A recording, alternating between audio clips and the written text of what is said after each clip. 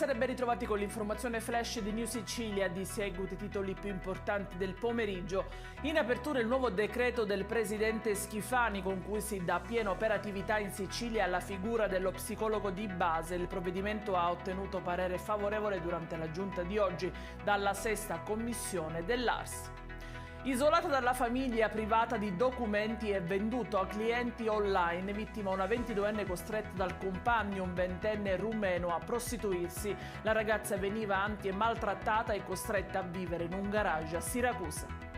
Maxi sequestro preventivo di beni del valore di 2 milioni di euro a carico di un uomo originario di Enna, già condannato in via definitiva a 8 anni per associazione mafiosa. Si complica invece la posizione dei due medici accusati di omicidio colposo per la morte di Margaret Spada, la 22enne di Lentini, deceduta subito dopo la somministrazione dell'anestesia locale per un intervento al naso in un centro medico di Roma.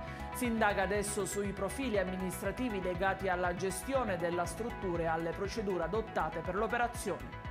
E in chiusura il meteo anche per domani. La Protezione Civile regionale ha diramato un'allerta gialla in diverse province siciliane, piogge al mattino anche a carattere temporalesco con un miglioramento a partire dal pomeriggio. Cieli sereni dovrebbero far ritorno da sabato, ma dal 18 novembre è previsto l'arrivo di una nuova ondata di maltempo.